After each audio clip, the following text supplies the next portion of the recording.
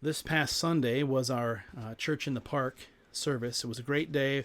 Great to have as many of us were out there as it could be. It was a great day. A little bit of rain, but it didn't stop us from the service or the fellowship to follow.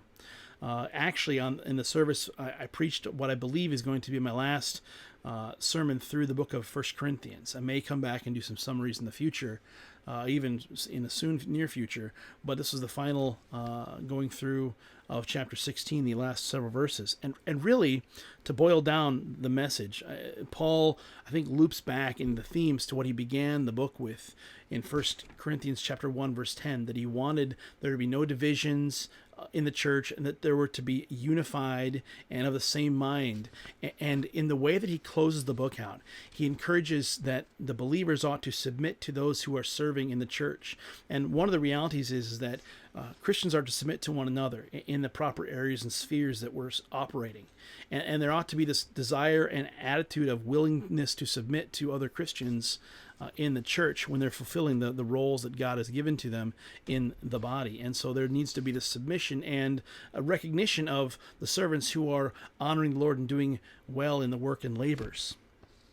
But furthermore, Paul ends really with this set of greetings. It's not quite as long as some of the books, particularly Romans, but the churches greet the Corinthians, and Priscilla and Aquila greet the Corinthians, and I greet you, and greet one another. And there's this attitude of this proper love and affection towards one another. And we often know that in church life and life in general, it's easy to be rubbed raw or be frustrated or upset with people who we regularly come in contact to.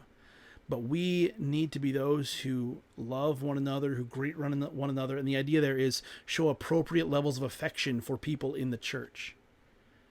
Because we do love them. We're united by the things that are so much outside of us and so much not in any of us, that we need to be unified in that reality, and we can be unified together, showing one another love.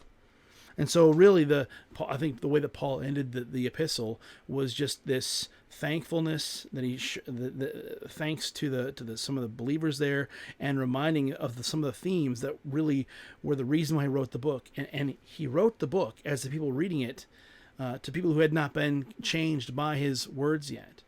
By the time he gets to 1 Corinthians 16 the first time, as they're reading that letter in the congregation, there was probably the guy who was having the affair with his stepmother was in the congregation.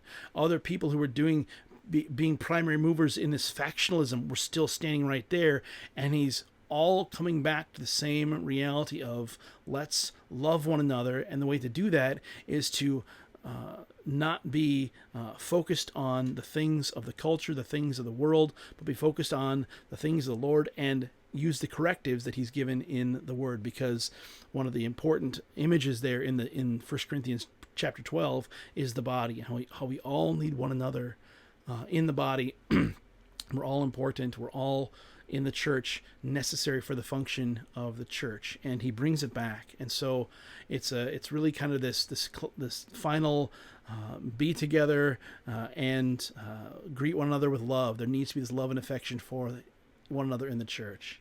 And if you were not with us on Sunday, I've missed seeing you. Would love to have you come. If you've never come to our church, I'd love to meet you. But we desire to be people who are conformed by the word of Christ, and who love one another and love the Lord. So hope to see you all soon. God bless you, and have a wonderful day.